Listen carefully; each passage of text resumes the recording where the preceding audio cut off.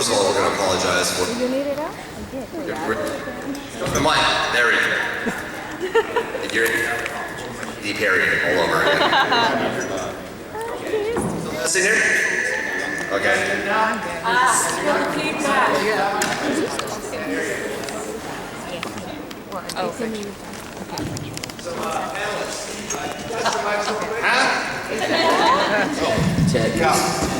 Check. You swooped it. I'm gonna let it. Who's getting my Bloody Mary? Oh, now they turn it on after I make a big noise. Check 1, 2. Check 1, 2. 3, 4. How'd all these people get in my room? We have our ways. So, let's get started. Oh, fine. Now he's ready. Great. Isn't that wonderful? Okay, everybody clap for the guy who's ready. Sit down and shut up. The way this will work, folks, if you have a question for our panelists, what we'd like you to do is come over here to the microphone. You have a question? I do. If anyone found my mascara or my sweater, please let me know. Or mascara. Yeah, I have a compact with some really great rouge. If you find that, please bring it back. Could you move closer to the mic, please? Moving closer to the mic. That's better. Yes. So, ladies and gentlemen, if you have My directorial moment of the day. I love it. I'm ready for my She's missing her thong also, if you find that. It's in his room, apparently. I bet you he's weird. So, the way this will work, folks, first I'd love for our panel to introduce themselves, but the way this will work, if you have a question, come around here to the back microphone. We're going to line you up one by one. We'll give you one question. Ooh, that's so bad. Yeah, we're still working on it. That's fine. We're going to pose one question, or at least if you're in line here, pose one to our panel, and well, panel, answer as you will. But while we're getting everybody lined up, feel free to introduce yourselves and let us know how you're doing today. We'll start over here. Hey, everybody. My name is Ezra. What's up, party people? Make some noise! All right, who's gonna have the best convention in the history of conventions? We are. I told my wife to bring down a DVD that I got yesterday because at every panel I do, I'm gonna give away a DVD. And I'm telling you, I've got some high quality DVDs. Sylvester Stallone's classic Cliffhanger. I think I have Kung Fu Hustle. I am the one, and then some other ones that I was like, these will be awesome at the convention. So make sure you go to panels because I'll be giving out DVDs. Okay, but we have to figure out who will win. You know you're using a microphone, I'm just reminding you. What's that? I said you do know you're using a microphone. That's right. I have a very loud voice. You guys. My name is Ezra. I'll be brief because there's so many, even though I was already talking for a long time. Voiceover actor, Kaname Kuran in Vampire Night, Dr. Yagarai in Alt Noah Zero, and I'll cut it at 2.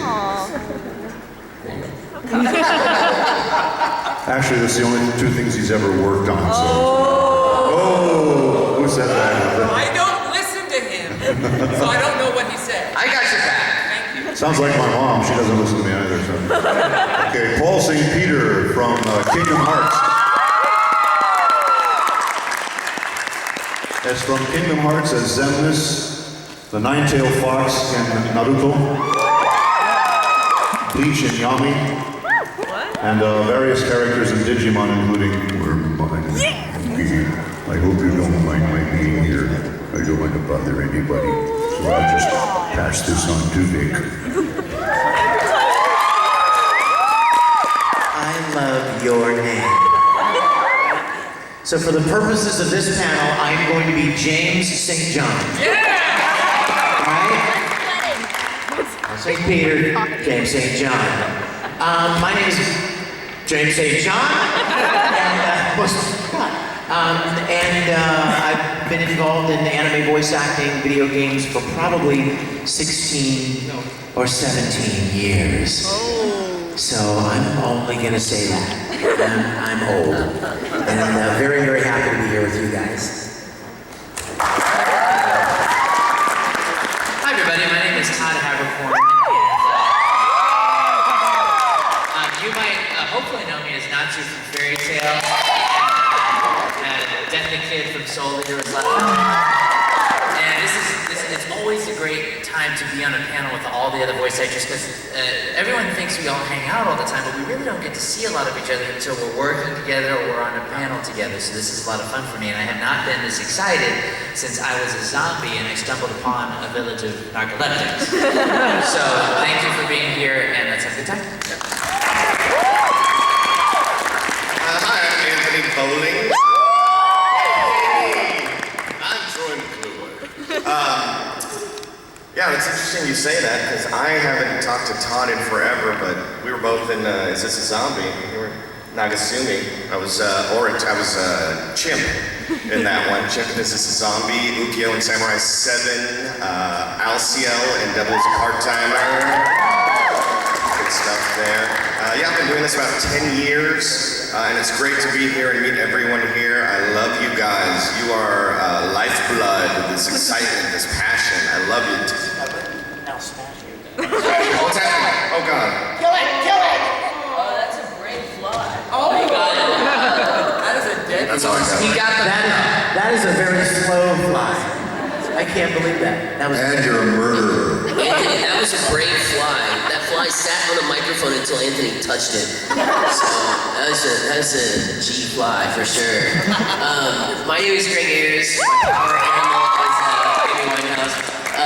I've been doing this for 15 years now. I'll do a quick laundry list just because I never do old shows. I started for a company called 80 Films. And did shows like Sayuki and Full Metal Panic, Chrono Crusade, Hello Kitty. That's a manly role. No, I didn't play Hello Kitty. And then I also went to work for Funimation a few years down the road and got to work on shows like Samurai 7, Back Mongolian Chop Squad, or on High School Host Club, where Todd and I are the two mischievous twins. And we're now, Todd and Vic and I are also now working on Free, which is... We've now entered the splash zone. And my role I'm super excited about what's upcoming. I play the very evil Monokuma in the upcoming Double Danganronpa. And this lovely person to my right is... Sorry, okay. You guys hear me? Hi, I'm Felicia Angel.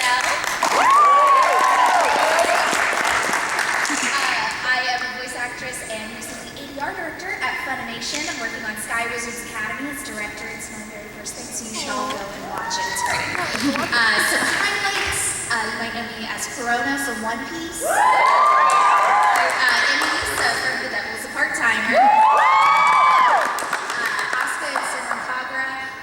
Most recently, I am Asahina in the Danganronpa dub. Very excited about that. Alex Benedetto in Gangsta. And that's pretty much me. So, glad to be here. Hit up Disneyland last night, repping on Maleficent merch. Hi there. I'm still looking for my mascara and a black sweater. If you, no, I found the thong. Oh, then whose am I wearing? Paul found it. Did I say that? Oh my God. Thank you, Paul. I came into this business over 30 years ago. Richard and I did. We're also attached at the hip, literally. It's true. We started with Robotech. Where did that work? Yeah, a long time ago. Yeah. Anyhow, I need a crib sheet. So anyhow, oh, recently I'm doing the new Disney series, Limon and Ali. Mobile Suit Gundam Martha, Bleach, Masaki Kurosaki, Ichigo's mom. In Noen, who am I? I have no idea. Yes, I do. Who am I in Noen? I'm Yu's mom. I'm Yu's mom. I forget her name. Who am I in? My mother in life. I forget. You're all about mothers. I've done so many of these. I've done hundreds of these. I forget her name. Miyaki Goto. That's her name. Ghost in the Shell. I'm Haraway. I'm in the new. Thank you. I'm in the new game Godzilla. Check out my IMDb, Facebook, and Twitter me. But I've got a panel today. Women in anime. It's really intense. I'll be at that. You and I are doing that together. I love it, Vic. Yes, I love it. It's gonna be beautiful. I love it. But please come to it. Anyhow, thank you so much. Here's Richard. Hi, I'm Richard Epcar. Thank you. I am Bato in Ghost in the Shell. I'm the Joker in several Batman games, including Injustice, Gods Among Us. I'm this guy, Raiden, in Mortal Kombat. Handsome in Kingdom Hearts. And I've done a few shows, Robotech, Bleach, Digimon, Luke Naruto, and everyone's favorite, Bo. I'm really happy to be here. Thank you. I'm just gonna say I love your t-shirt, by the way. That Raiden versus Raiders thing is beautiful. So, again, folks, if you have any questions for our panel, please feel free to walk right where I am. We are taking lives for everybody, so if you have a question, everything's fair game, right? Is that right, panel? Everything's fair game. Fair game. Hey. Except for Ellen's Tom, we can't talk about it. So first, We can ask Paul St. Peter. He knows all about it. all right. I know better than anyone. I don't want to back, so it's false. We have our first question. This is for the entire panel. You've all done so many roles. Have you enjoyed playing villains or heroes more? Great question! The one that pays the best. The one that makes us most recognizable. That answer for me, I have to say, I would say villains, because I've done quite a few of them, but the dearest to my heart is my good little guy, which is Wormmon. So that's playing a good one. I like villains because they generally have more levels to them, and I love it playing all different colors. I gotta go with villains. Acting is sort of an exercise in living vicariously for me. And I think that in my normal life, I'm a pretty nice person. So it's nice to go and just say mean, awful, terrible things and get paid for it. I would have to agree with villains also, but I think for my reasons, I always get cast as like 7 to 12-year-old boys, and I do not have a menacing voice at all. And so if somebody says, "Hey, I want you to play this 16-year-old serial killer," or "Hey, I want you to be this psychotic teddy bear that kills everyone," I like those. It's fun. It's definitely a step outside of what I normally do, and I like saying all the awful things too. Yeah, villains are great. I like playing a lot of those gray characters, though, that will flip-flop between the two, which are amazing. The show I'm currently working on, Ultimate Otaku Teacher, Junichiro's a hero, quote-unquote, but he's lazy and sometimes he's just terrible. He's a terrible person that's like, yeah, I helped you out, but it was because what I wanted to do. So I like playing those gray where it's like, you didn't really help out, did you? It's fun. I like just being able to get in the booth despite the fact that I am not vaccinated or have had my rabies shots. And I'm just really thankful that people let me do that. So heroes, villains, bring it on. Women, I've played women. And a giraffe and an owl and several frogs. An evil frog? Actually, what's funny is I played, how many people see Sergeant Frog? So I was Caro from that, but then also in a show called Tree Food Tom, which is on the little NBC, like Baby Einstein network, I play an inventing frog. So that was kind of fun. And he never wore clothes, he just wore a backpack. You know what kind of life that would be like if we could just walk, never mind. Todd, I played a frog too. Well, you were my mom, I bet. I played a frog in, what was it called? Captain of the Forest. Oh, see, Captain of the It Forest. says Ellen's frog only wore a thumb. No backpack. Made out of leaves or moss. That's It was a green thumb, though. Not recon, right. It blends in. I'm just listening. I just really want to hear all of this. I find it fascinating. Yeah, I just really enjoy getting to do almost anything. You can always find something interesting in any character you're casting. Most people, the conventional kind of spontaneous thing is, oh, I want to play the hero, the lead guy. But if a villain is written well, you often find out that there are complexities to why a person turned bad in the first place. And it's often a lot more interesting. And you know, if you're not actually a homicidal maniac in real life, then you're actually playing one. It's more of an acting, it's more of a stretch beyond what you're normally used to. So villains are a lot of fun if they're written well and complex. Yeah, I'm really evil at heart. So what I do is it's a stretch for me to go in the other direction. One thing about playing the bad characters is we get the cool names. You know, there's a game I did earlier this year that I have to confess I forget the name of the game, but I think production's wrapped, and my character's name is Death Panda. That is the single coolest character name I've ever had. I'm the Death Panda. Did you dance?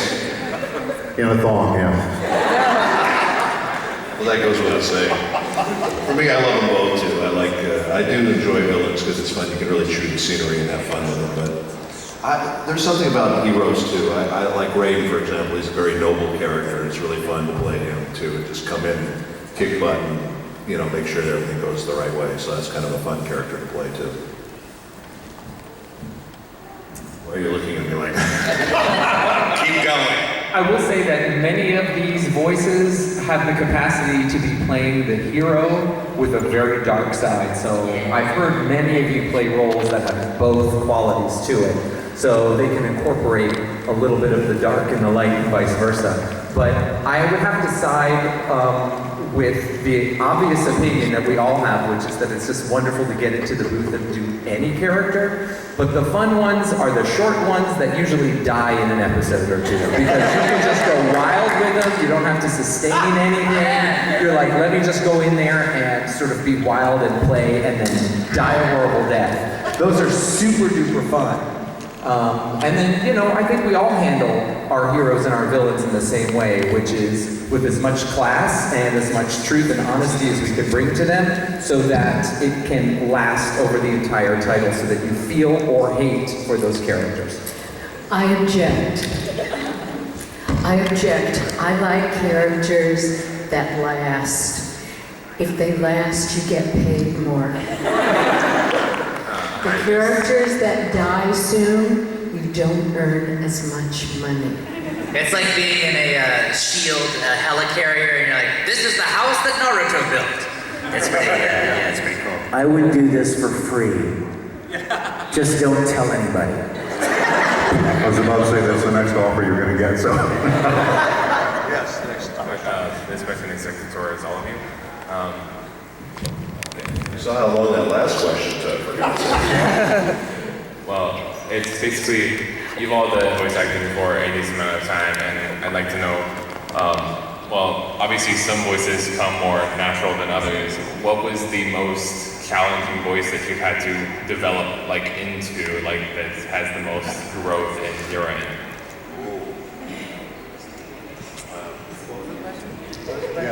What was the most challenging voice that you had to develop for a role, right? Yeah, because not all of you come naturally. One time I had to do this video game called Rage, and for 945 yelling lines.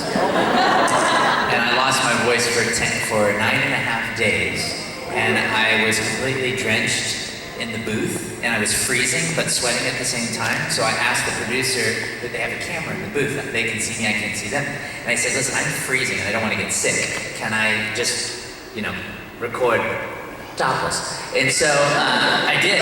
I recorded so that I could not freeze to death. And it was 945 lines later that I couldn't even whisper for 9.5 days. It was very scary.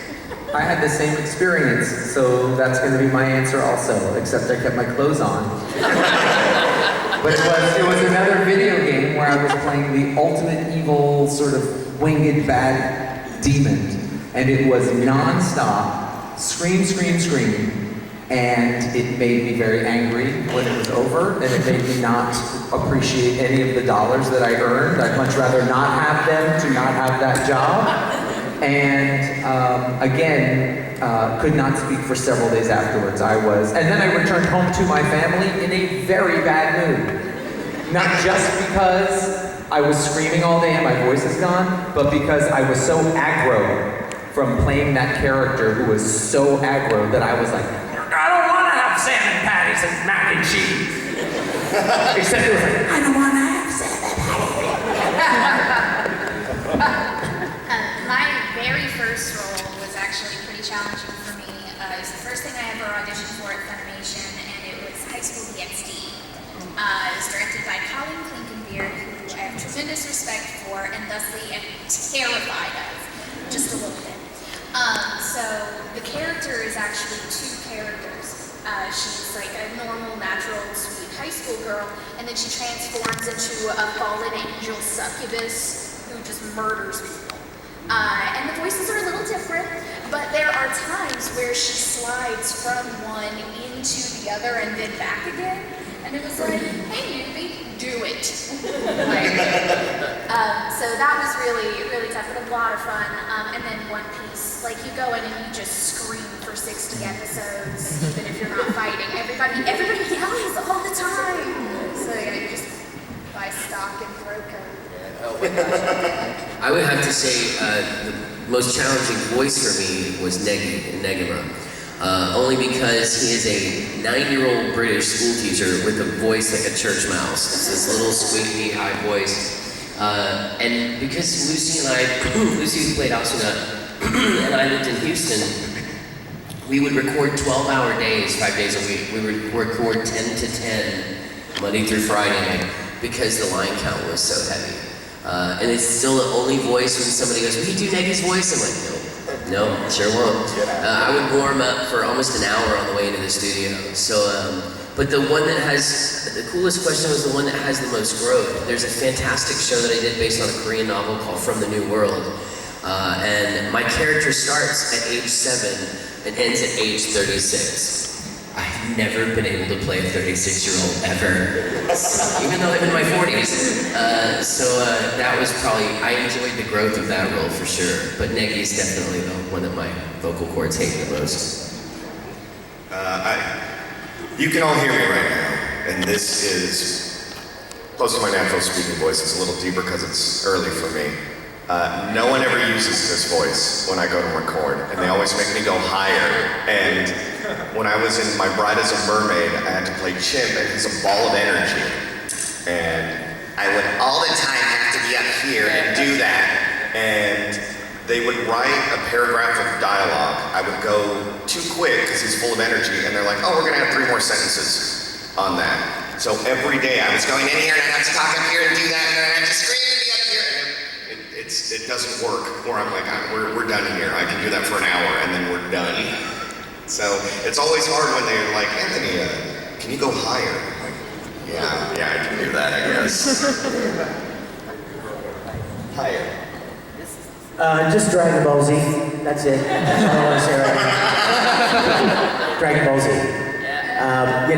Funimation called me one day and said, hey, can you do like a dark, low character? And I said, you mean like over the phone? And they said, yeah, just let me hear something. So I did something, and they were like, yeah, that'll be fine. We want you to play this character named Broly in Dragon Ball Z. And I thought, sweet! Woohoo! I'm gonna be in Dragon Ball Z! And then I got up there and I was like, oh God, kill me. I mean, it was so hard. I mean, his voice is like we're talking about. Yelling, yelling, yelling. But not just your normal voice yelling. Pushing it down into your chest and that kind of thing for hours. And I walked out of the booth with all due respect for Sabbath and all of those people that did 650,000 episodes of Dragon Ball Z because it's really tough. And you know, he died at the end of the movie, and I thought, well, thank God. At least they killed the guy. But it's Dragon Ball. But of course! Apparently I didn't know Dragon Ball very well because nobody dies. The video games started up and he was in all the video games. So we have a new system. When we record Broly, I go in and we do like 5 or 10 minutes of screaming, yelling, and then you take a 5-minute break and just let your voice relax for a minute. Because your voice is like a muscle, basically.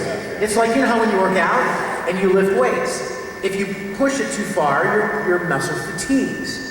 And so you have to know when to let it rest a little bit so it'll recover.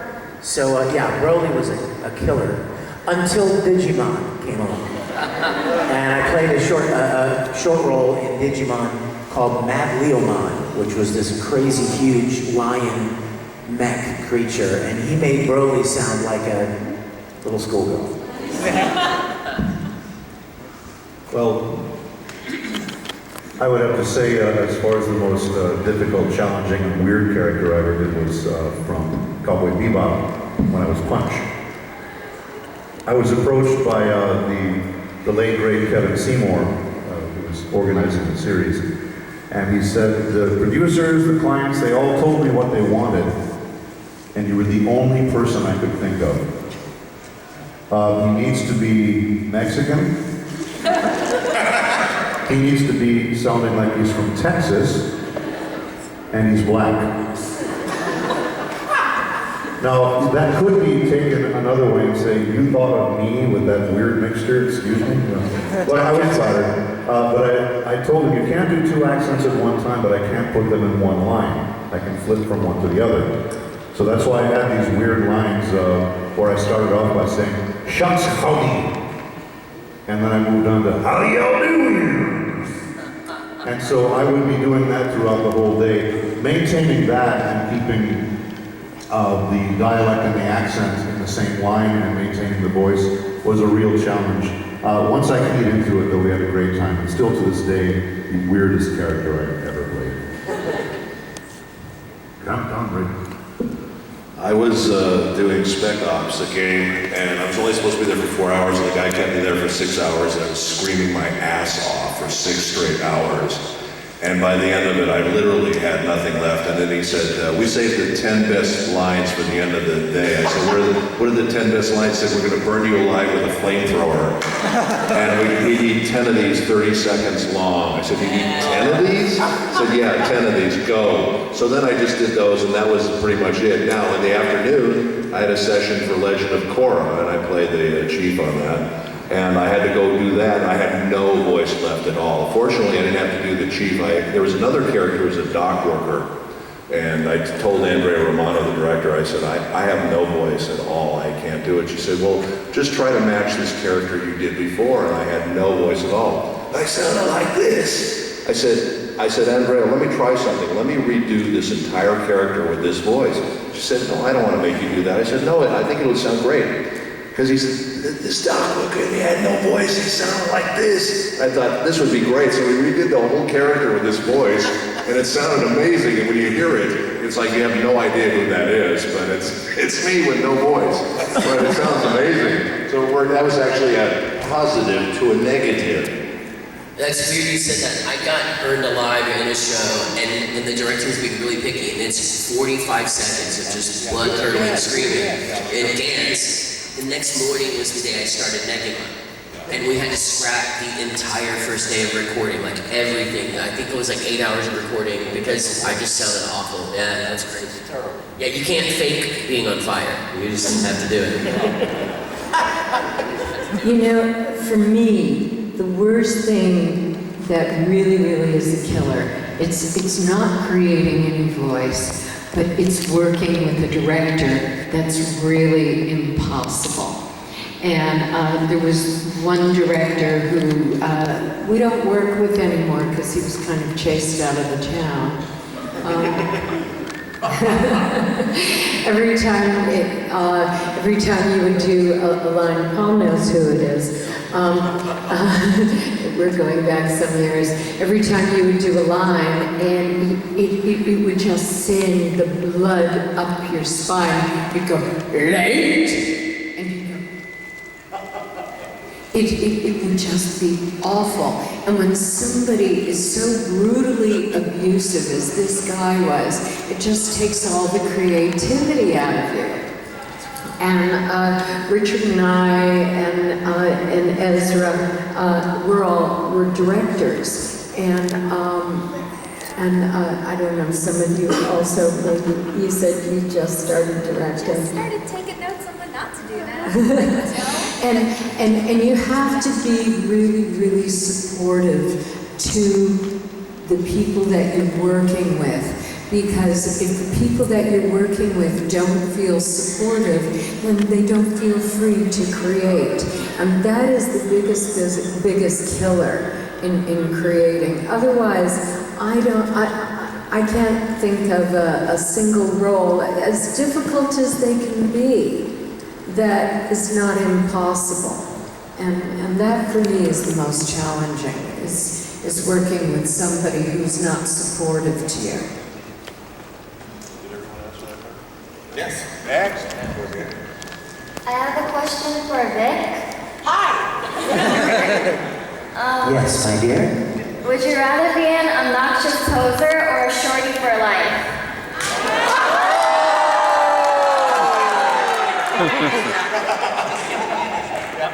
Please ask me again. Come here. What was your question? No, really, what was your question?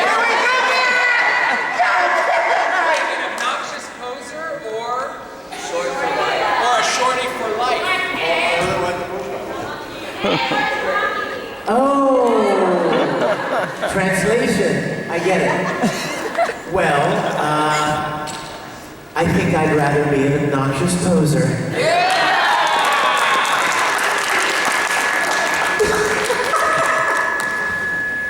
Yes, ma'am. For those who know the Kingdom Hearts universe, who is your favorite organization member? Favorite what? Favorite Organization member. Organization 13. Axel.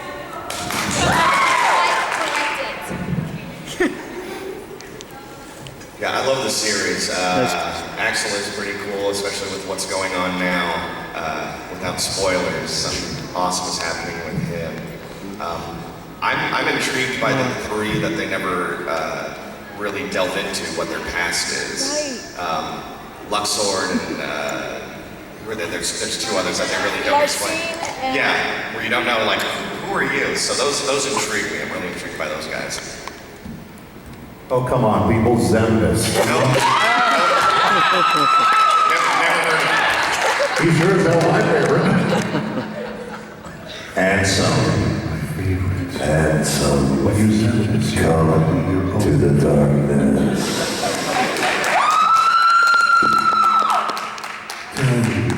Answer the wise, you look pathetic.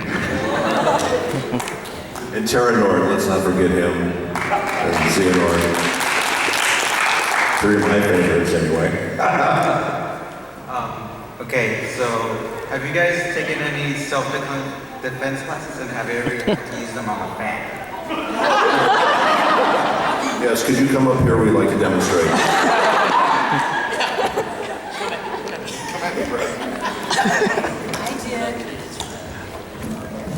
I did take some self-defense classes. They were giving them at the park, and I think it's a really, really good thing to learn, for everybody to learn. I think they do give them locally at parks, and don't they? Generally. And I think it's a really good. Ark, you're going to. Parks. Yeah, go park and start fighting. They're community leisure guys. I think they're $18 for 4 weeks. They meet at Grant Park. It's a lovely guy, Master Shen, will teach you that class, and you can protect. It's cool. I'm just making it. No, but I mean, self-defense. I was writing it down too. Self-defense is a wonderful thing to learn, and you should. No, of course, we've never used them on a fan. Don't be ridiculous. Not on domestic soil. Or in my case, not when anybody's watching. Only for good acts, yes, thanks. Hi, to anybody that this applies to, how did you get into directing? How'd you get into acting, right? Directing. Oh, I'm gonna shut up. Mine is super recent, so it was a combination of hard work and luck, like most things in life. I was working at Funimation. I was working on Rolling Girls, which you should all watch. Just look at that show. You were rolling girls? Yes, just rolling them up and down the hall. Very hard work, but you know, whatever Justin Cook asked me to do. But they were opening up assistant directing positions to help with the workload of the broadcast dubs, and Connie McClear mentioned it to me, asked if I'd be interested. Put my name on the list, Mike McFarland picked me from that list, so I was his assistant director, and then it just happened to work out with the schedule that they had a show that needed a director, and I was available. So that's pretty much the long and short of it, because I was in the right place at the right time. Yay. So, Okay. You know, with the way we got into voice acting, we were doing a lot of stuff for a long time, and actually there was one of the first things that I think I directed was Captain Schnauzer, which was a beautiful feature film from Hungary.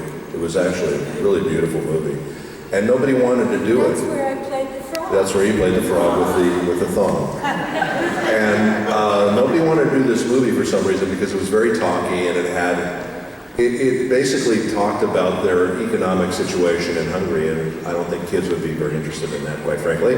So I said to them, I'll do it, but I said, can I, they wanted me to write it and direct it. I said, can I change the whole thing and just rewrite the whole thing? And I did, and I made it a comedy, and I put in a bunch of jokes, and they loved it, and the company... Yes, and then I studied with Master Chan. So then after that, the company was Quintex. They had this series called Swiss Family Robinson, which was a series that we did for the Family Channel. They said, we want that guy who did Captain Schnauzer. So then I did that series, and then from there I went on and started directing ADR for all kinds of films, for Academy Award-winning films like Cinema Paradiso, Bella Epoque, Dream Man Woman, and did all that sort of thing, and did live action stuff, and supervising for DreamWorks and Universal, and did all that whole thing just came from doing that and just kind of fell into it. Now I've been doing it for a long time and done tons of series and different animation and live and original animation now, which is more fun to do, quite frankly. But it's been great. Richard, did you do like the Arkham? Yeah, I co-directed Arkham Origins, the game. And played 3 characters on it. My agent Todd Havercorn over here. And I started co-directing with Richard because the hours were long, and we started at the same times. And then we were, excuse me, I'm talking. Vic, are you misbehaving? Are you talking while I'm talking? Todd, is that you? I'm brokering deals for Richard over here. I'm working, woman. Would y'all shut up? I'm sleeping, okay? If a man is talking, everybody's quiet. If a woman is talking, everybody talks. I object. Right? I'm sorry, you guys just got Supergirl on television renewed for season 2 already. Don't give me that! Anyhow, so I started to co-direct with Richard, and then my first animated series that I started to co-direct on was Samurai X, and then I started doing features, and Oh yeah, I just did a bunch of features. Just recently directed Star Wars into the Navajo language. I don't know whether any of you. It was Star Wars: A New Hope, Episode 4.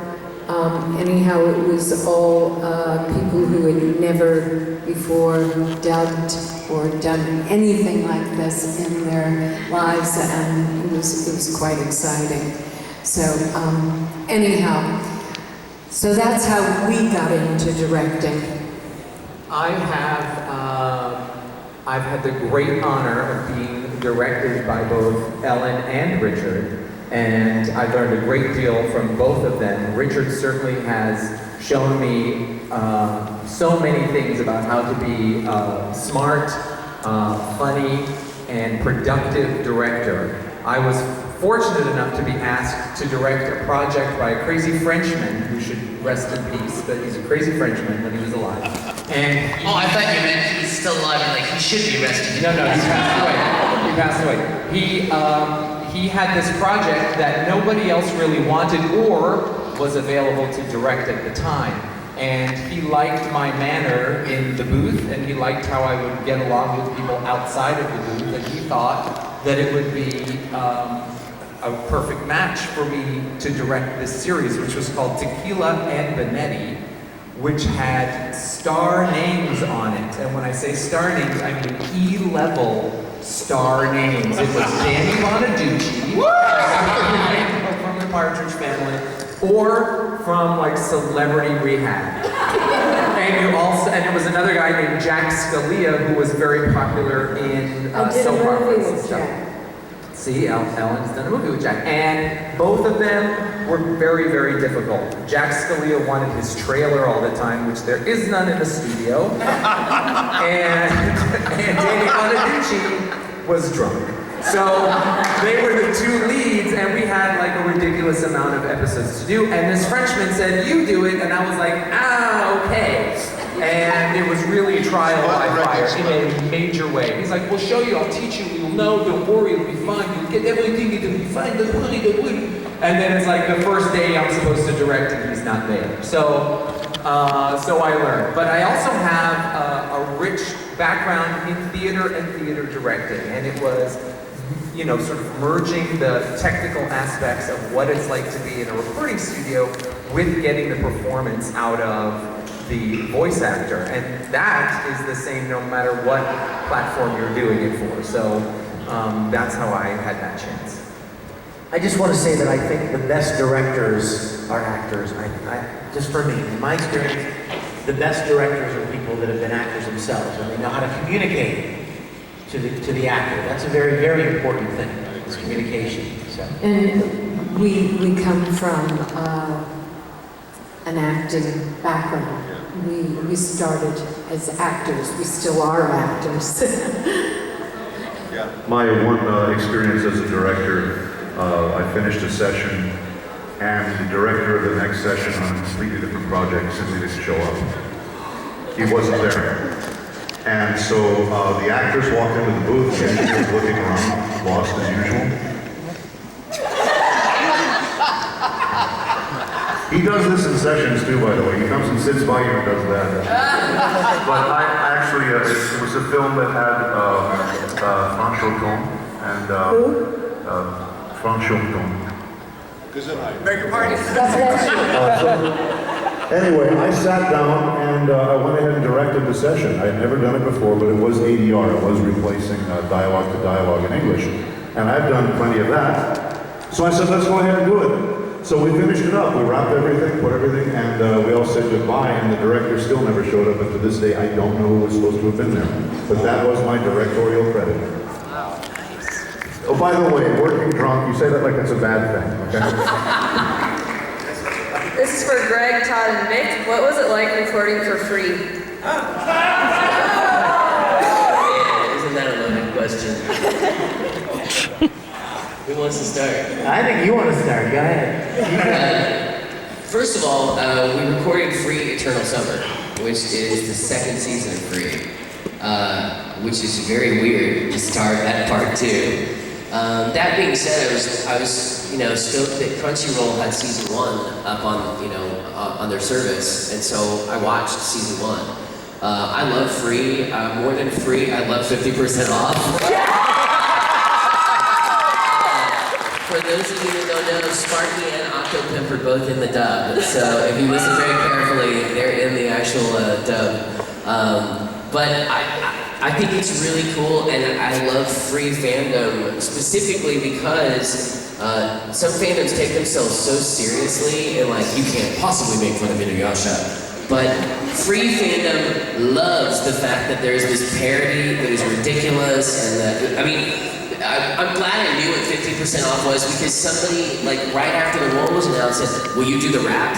And somebody's like, what rap? I was like, they're talking about Thuggie's song. No, I will not do that. But I love it. Recording it has been like recording a lot of shows. I mean, I think all of us have a little bit of stage fright because it's a show that everybody loves so much, and you never want to get it wrong. And so when there's that much pressure on, you want to make it, just perfect. So the funny thing is, it went swimmingly fine. So,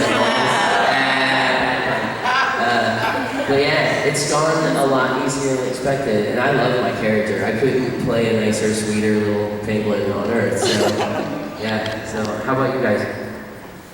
I'm really, really excited just to be a part of it. It's a great show, and I love the character that I get to play as well.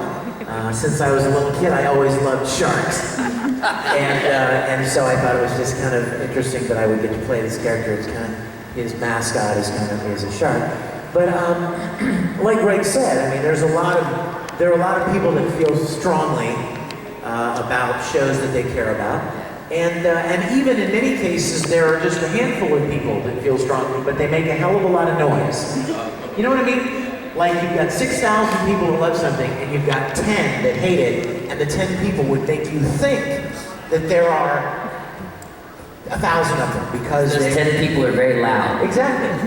So that's the case, I think, with a lot of popular shows, especially people that have kind of a preconceived idea of what they want it to be or what they want it to sound like. But I can promise you guys this, a lot of enthusiasm has gone into this show. Nobody is just kind of dialing it in. So for myself and everybody else, I can promise you that we are very, very enthusiastic, very proud to be a part of it, and we are doing the absolute best we can with the show because we love it as much as you do. I love free. I love all the actors that are in free. I love free samples. And I got the phone call for free. We didn't audition. We were called and asked, "Would you play this role?" And when the director of all of production for Funimation gave me a call about this role, I told him there was a pause, and then I said, he goes, "Do you want to play Haru in this show?" I said, "That's like saying, do you want to go to the state fair and have an all-access eating pass for every Friday thing?" It's like, why would you say no to that? Shut up, Hart. You don't need it. But I have a great time working on it, and it's a fabulous show. Everybody's wonderful in it, and I'm just real enthusiastic about it because everyone sounds so good, and I'm glad I get to be a part of that, and hopefully some of their goodness rubs off on me, and it's just kind of like, who was that little Haru kid? Oh wait, now he's just talking. So hopefully it'll distract you and get you through the whole show, but it's a great show. One other thing I'd like to add is, I know everybody always makes a big deal over the main guys in the show. There are some hysterical side characters, and there are actors that are unbelievably funny, and I don't know what's going on behind me, but anyway, but yeah, definitely check out some of the other roles too, because Chris Sabat kills me in his role. But yeah, that's it. Hi, this one's for Todd, I guess. So, between the shark that bit your finger and Todd who broke your pinky, who would win in a fight? See, he hurts me so much, he doesn't remember what you're referring to. It's just a litany of lists. We can call the CPS and they can look at the files, but if you recall, a Colossal Con, let me tell you what happened. You'll see pictures of Colossal Con. There's a picture of me with a brace on my pinky. Because Vic is a sportsman. Any type of sport on the planet, he's played it. So he knows 2 speeds with a football. Not throwing it, or Mach 10. Those are the only speeds he knows. Now me, being a delicate Asian, That's redundant. we don't know your sport. We don't know your sport. We talk rickshaw. We talk nail done. You want eyebrow done? We do your eyebrow. So, with the football, it is a foreign object to me. And when it is coming at me, I reach up to catch it, and it hits my pinky at such a velocity that when you slow it down, it's almost like, I can't describe the pain, but it hurt a lot. And so I said, Vic, I think you really hurt my pinky. And he goes, oh, walk it off. And so he doesn't believe me. And so he goes back inside, and then I have a whole brace and everything like that. There was a gurney and like an IV. But it hurt. It hurt. In answer to your question, nobody would win in a fight because Todd and I love each other and we're friends and we will never fight.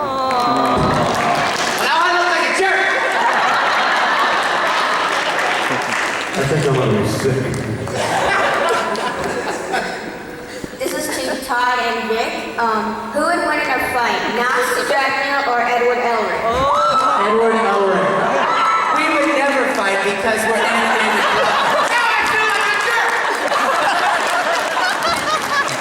I still think I'm gonna get sick.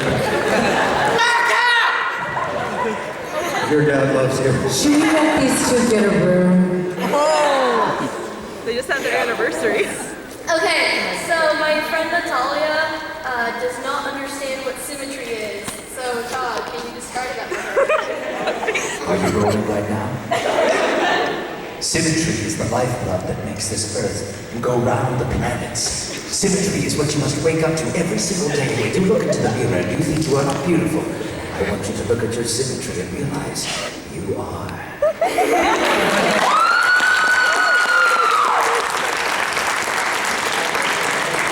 I have a question for the Texas guys. What's the deal with the secession from the Union? What is that all about? Listen, I want to talk about that. What the hell's the deal? It's a few stupid people that I think smoke the wrong thing and they have this dream of somehow making their own paper money. That'll never happen. Most Texas people think they're ridiculous. Oh, good. That's good. We're not a We put them in the same category as people with weird hair pieces that run for president.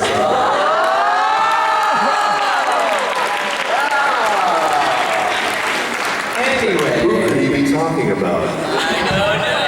The DVD I'm going to be giving out is this Batman one. Still closed, you guys. I have that. Do you? It's cool to watch that history. Right. It's cool. So good. Yeah. I've been waiting for your question just because I love your hat, by the way. So, This is Bob, everybody. That's Bob. Say hi to Bob. My question. Oh God. See what happened? You just turned 12 years old yesterday.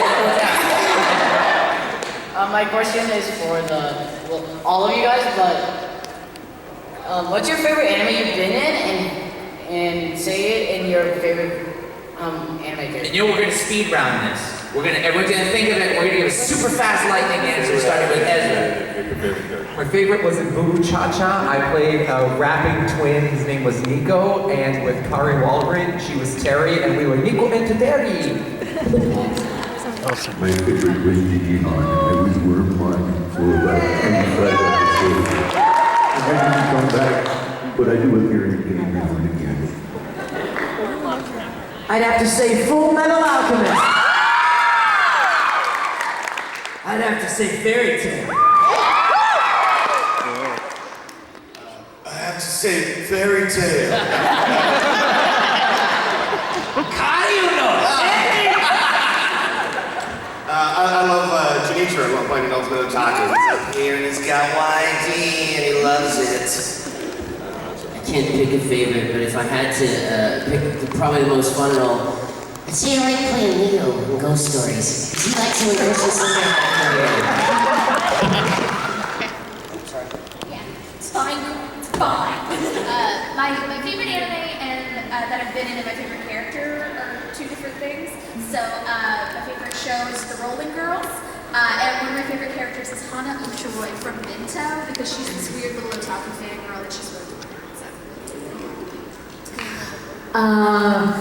I guess I'm having a lot of fun with my new character. She's from Limon and Ali, the new Disney thing, and she goes, Oh, we're gonna go to the beach today. Bato, section 9.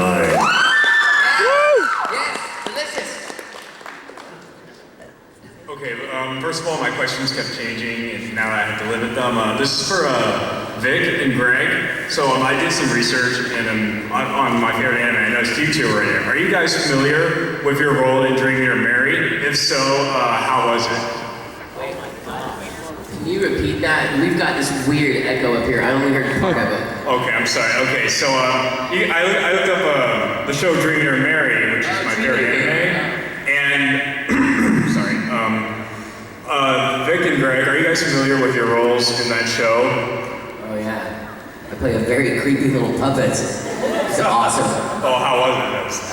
Yeah, no, I look for roles like that, and it goes back to what Ezra said earlier. A role that is strange and doesn't have a long shelf life. Like if you meet a character you know is going to die, you can do almost anything with their voice. Because you can rag your voice out for, 45 lines or whatnot, and this was actually a little bit longer.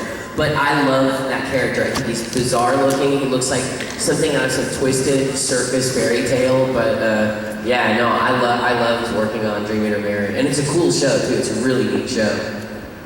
You remember at the very beginning when I said how old I was? I can't remember Dream Eater Mary. Do you remember what I did?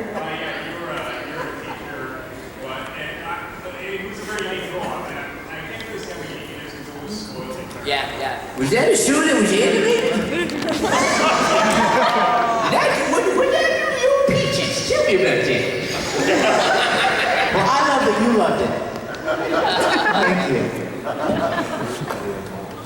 Excuse me? Toddy?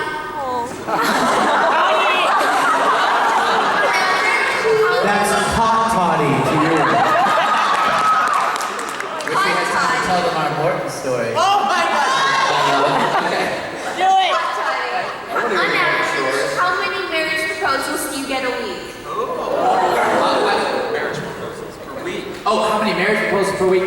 Now are we talking male and or female? Or just female? All of them. All of them. Well, typically what happens is, it's much like the DMV. What I do is I get the proposals and then I ask them, I go, well, what's your dowry? Right. And then if they present anything less than 12 goats, they are off the table. I don't even consider it. There's a case, the one that got away presented 14, and I was like, I gotta think about it. I should have done it. I could be enjoying that sweet, sweet goat milk right now. You just spoiled the surprise, but Todd. 15 I didn't want it to happen. 15 goats. This is for Vic and Todd. What is your most interesting story together? That's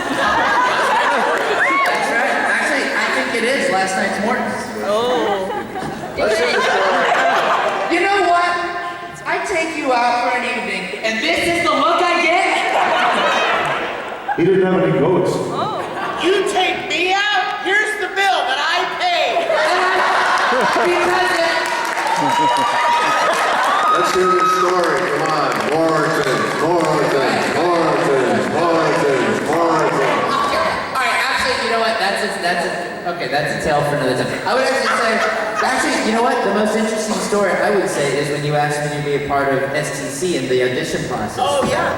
That was pretty cool. So when Vic, if you haven't seen Star Trek Continues, it's Vic's baby, it's Vic's project, and he's worked hard on it. It's the only fan series in existence for Star Trek that has released as many consecutive and consistent episodes that exist. We've got, how many people have not seen Star Trek Continues? Go into that chamber over there, and it's called the Viper Room, and you'll find out why. But no, so auditioning for the role, I wanted to be Spock. And so he sent over sides from the show, little excerpts from the actual original series. And so I said, you know what? I don't want to just sit in a chair and read this. I want to do something that stands out. And so what I did was, I got on a green screen, and I shot in makeup, I cut my hair, I put the ears on, I got in costume, and I shot myself in the exact camera angles that Leonard Nimoy was from those scenes in the original series. Then I put myself in the original series, so when Bill Shatner's talking to Spock, when it cuts over to Spock, it's me in the footage.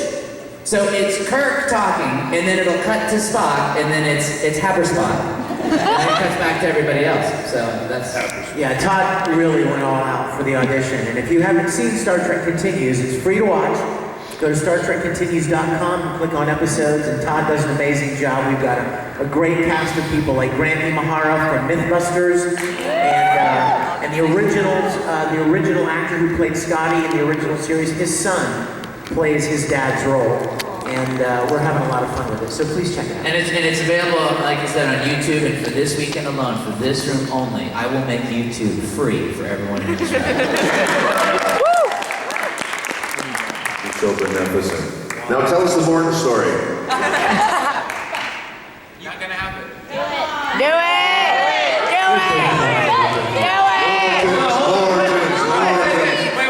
Before you chant, I will say this. Tonight at 9 o'clock, we're going to be doing a show with almost everybody up here except for Greg, I think, right? Because he's going to be DJ. But at 9 o'clock tonight, we're going to be doing a true storytelling show with all of these amazing talent up here, unless they have to be called away for something. And it is a deep inside look of their life experience that they will get to share with you, and some of it may be very risque. So if you want to find out more, certainly things along the lines of a Morton story, I advise you to show up and bring 4 of your friends to that show. And I'll also be raffling off a DVD. Okay, great. First of all, thank you for having the time to actually be here. And the question, and this goes for Vic and Todd, and the question is, when you're going to a studio booth, what are 3 things that helped you give your best performance in a voiceover session? When we go into the studio vocal booth, what are 3 things that help? Yeah, help you give your best performance in a vocal session. One, my headshot of Vic that I look at before I get ready. He brings it, I've seen it. Yeah. 2, wearing Ellen Stahl. And 3, smoking any packs of cigarettes that it would take to get my voice as deep as Richard's.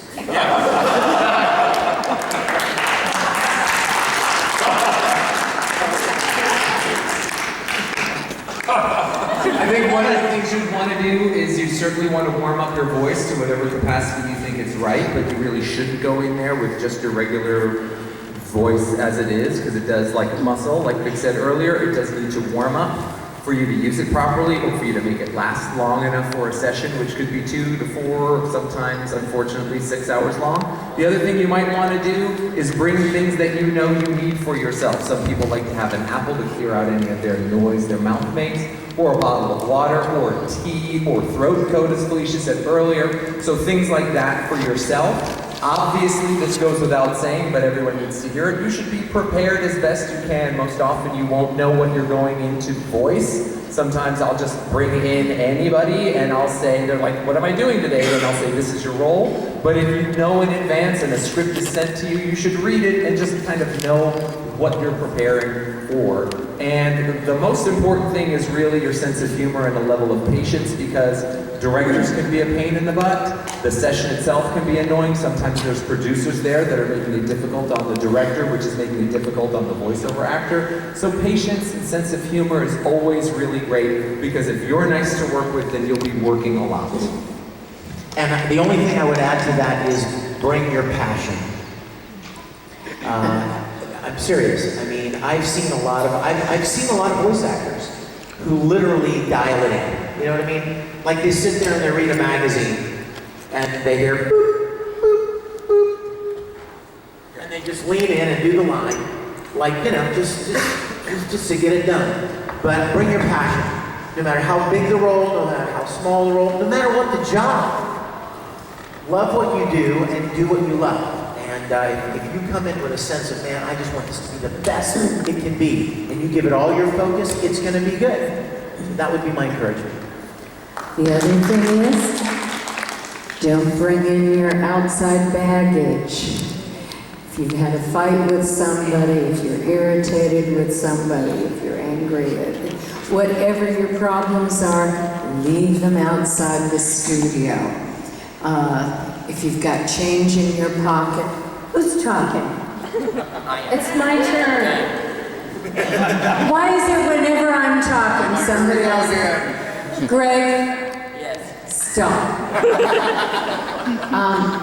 If you've got change or anything, or if you're wearing fabrics that make noise or shoes that squeak, these are things you can't bring into the booth. You have to wear clothes that don't make noise. Those are things to remember also. While we're sort of on this note, I want to go ahead and plug a panel that I'm having later today. Double check the schedule because mine might be off, but I think it's at 5:30. I'm doing an Acting 101 panel, but it's really more of a workshop. Audience participation will be done. And we're going to do Q&A about all this stuff. We're going to talk about voice acting specific things, as well as character development, script analysis. It's going to be a blast. So come out if you have those questions. And the other thing is, speaking about script analysis and acting, if you're interested in voice, you're talking again. She's looking right at me. I didn't say a fucking word.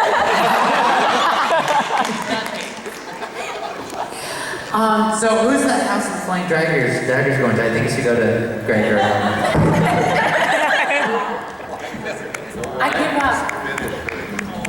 If you're interested in doing something like this, take an acting class. That is the foremost thing that you can do. Because if you don't know how to act, you can't do voice acting. You can find those acting classes held in the park after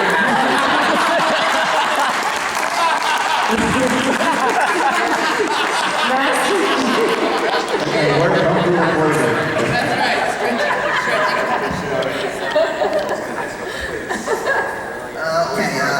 Suppose, like, you know, while an anime or a video game is currently being made, and one of the voice actors, something happens where they can no longer, or they'll do that voice anymore. Like, for instance, like they die, like you'll remember Nimoy, who did Master Zeno in the Kingdom Hearts series. How does it work where they try to find someone else to take their place, to replace them as that voice? And I'm so sorry, I couldn't hear your question. I got the question, we got it.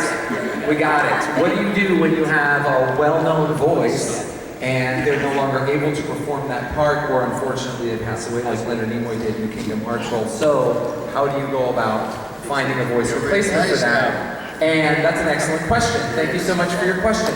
The way that I think the best way to do that is with a very large, wide cast net. So big auditions are sent out with voicemail, you know, with MP3 samples to be sent back in so that we can really hear who that best person is that captures not only the quality of the voice, but also the heart of the character. So that's usually just another round, but a very specific round of auditions that we're looking for in the voiceover community. There was a situation where one actor that I had known for a long time did pass away. And I was asked to take over the role for him. Now, I knew this actor from high school, back in 1970. So yeah, so I did know him from a long time ago. When I was 16, he was 17, so I was very, very keyed into the sound of his voice, so they asked me to do that. Sometimes you are up on something like that. I've told various directors and producers, about at least 2 actors to replace me if I'm sick or, if I come up with 20 goats and don't want to work anymore. Are you proposing to Todd? Yes, everybody, I want everyone to see this now. Another one. I'm having goat steak tonight. I had to replace a very beloved character on Stargate, General Hammond. He passed away, the actor who did it, Don, passed away, and they basically wanted to do kind of a voice match and make it sound like him. So that's, sometimes you have to do that, which is kind of a weird thing, to tell you the truth. But yeah, it was nice. It was weird because I had to go in there with the entire cast of Stargate and be this guy who wasn't there anymore. So that was kind of strange. But yeah, it's hard sometimes. Sometimes I'll just recast somebody completely different, or they'll try to do a voice match of that person when they're not seen. That's the way you handle it. Can I add something to that real quick?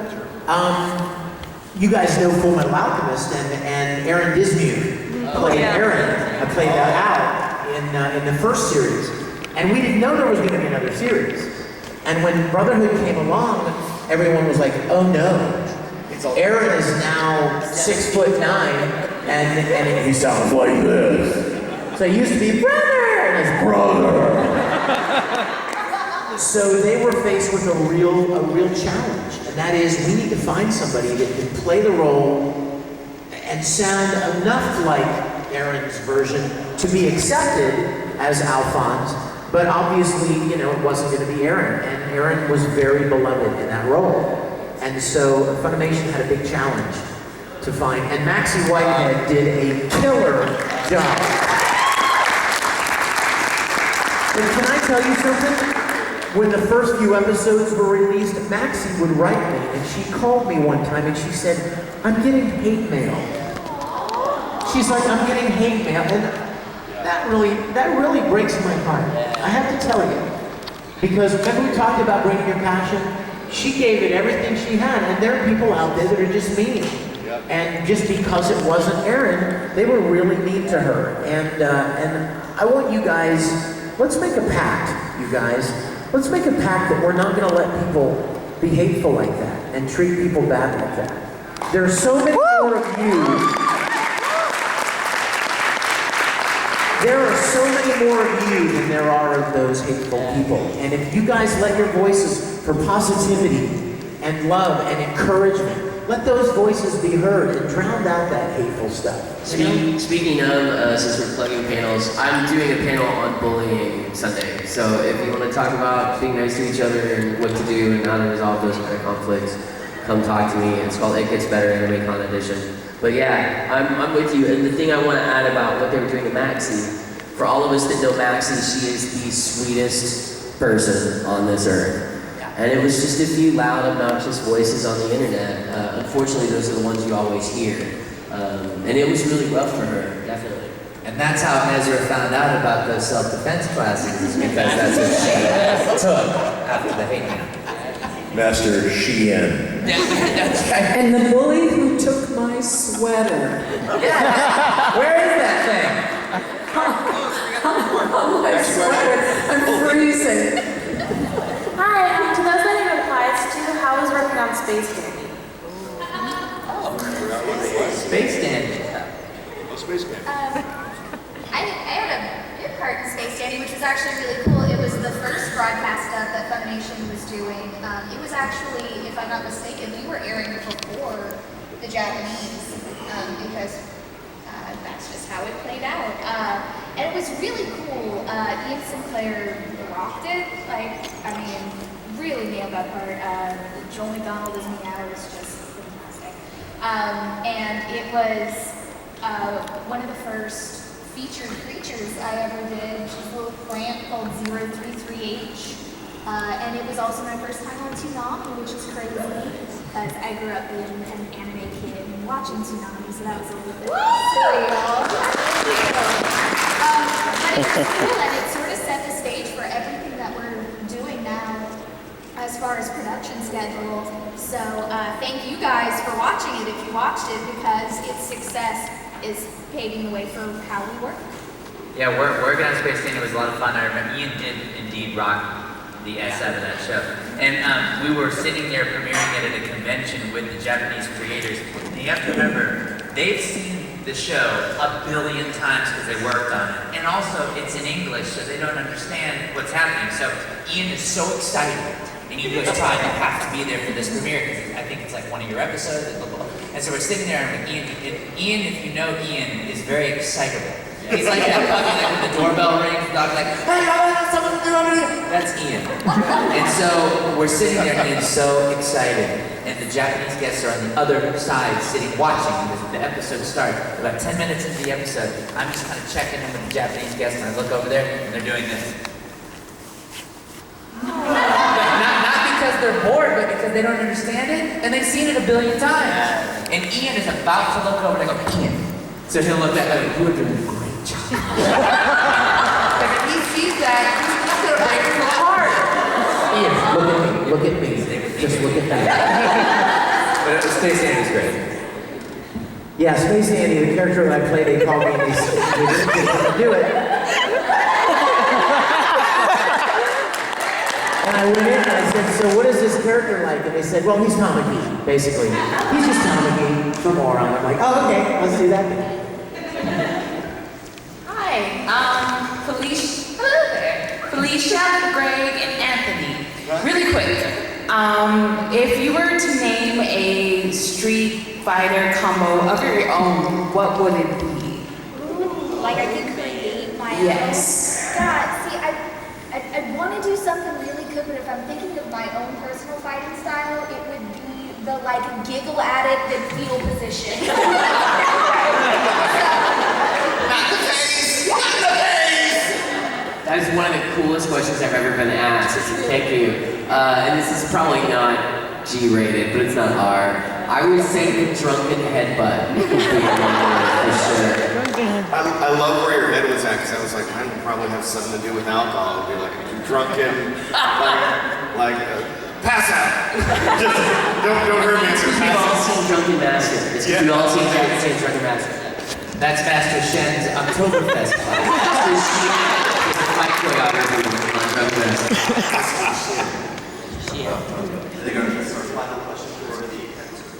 All right, quick question for Richard. Which Kingdom Hearts character that you voiced do you think is cooler? Ansem, Seeker of Darkness, or Terror? Ooh, that's a tough one.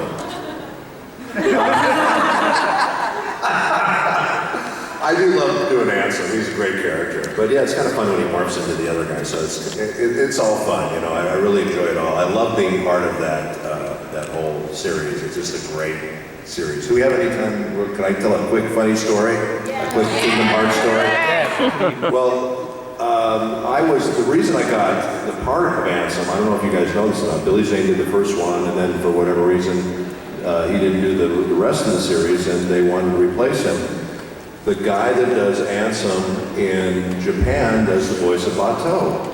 So they said, the Japanese producer said, who does the voice of Batou in America? They said, Richard Epcar. So they hired me to come in, and I went in to do my first day there. And there were 6 Japanese clients in the booth and 6, people from Disney in the booth. And I would do a line, and the engineer would come on the talkback and say, just a minute. And they would talk amongst themselves for 5 minutes, and they would come back and say, can you do that line a little slower? So I do the line a little slower, and they engineer on the talkback, just a minute, and they would talk amongst themselves for another 5-10 minutes and say, can you do that a little faster? And that went on all day until I was like ready to jump off a cliff, and we finally had a break. And I said to them, how did Christopher Lee put up with this? They said, oh, they did it to him once. And he said, all right, I'm going to tell you how we're going to do this. I'm going to read this script from the top to the bottom, and then I'm going home. I thought, how cool is that? I wish I could have done that. But now that I've done 6 of them, maybe I can. Okay, so we have about a little over 5 minutes left. Any final thoughts from the panel before we wrap this all up? Well, 10,000 thank yous to all of you for being here. Yes. Thank Anime California 3. Thank you all of you for making us feel so welcome.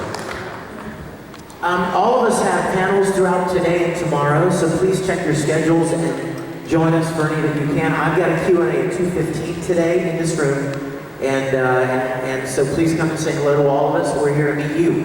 So thanks for being here. We've got a giveaway over here. That's right, we have a giveaway. This is Who Wants It? Make noise quickly. Right here, bro. I saw the flannel hand first. No, it's going to our birthday boy Bob, who's got the amazing hat on. Bob, get over here, it's your birthday. Very carefully, I think it's very brave of you to get up on that microphone and to share your voice with us. Give it up for Bob, have a birthday.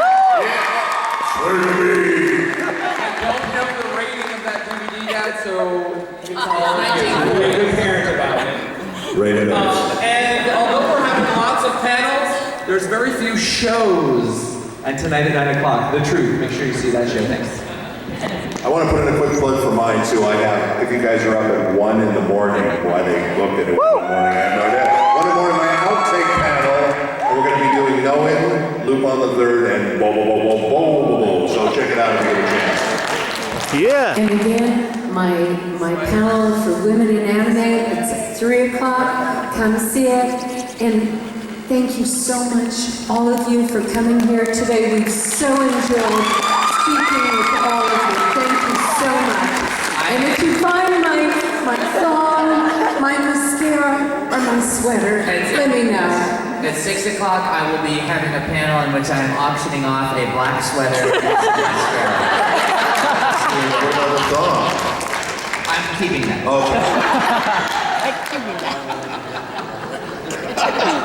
Well, if nothing else, folks, the Voice Actors Roundtable is now complete. Thank you all for coming. Thank you, guys. We didn't finish. Oh, we didn't finish? No, you know what? Everyone out. That's my fault. I apologize. Yeah, I was gonna say I'll be DJing at the rave tonight, so y'all come by. Please get the It Gets Better panel tomorrow. It's a lot of, well, I wouldn't say it's fun, but it's we have a lot to talk about. And most importantly, if you see somebody here with the staff badge on, you guys thank the staff of Anime California. These guys work really hard all weekend, so you guys can have a good time. And if you want to do something really cool next year, volunteer. You'll make a lot of friends, you'll meet a lot of cool people, and you can be part of the process. So thank you guys so much.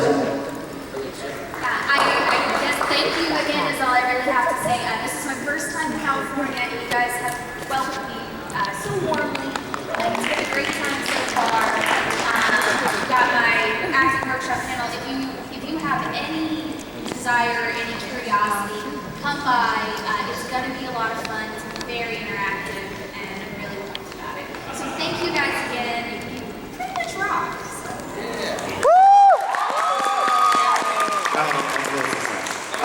Yeah, thank you all for being so welcoming. I love the passion that you all possess. Without you, we wouldn't have a job, and we love doing this so much for you guys. This gift that we have that we can share with you. It's the most amazing thing to see everyone dressing up and just in love with what we do because we love you guys. So thank you all so much for letting us.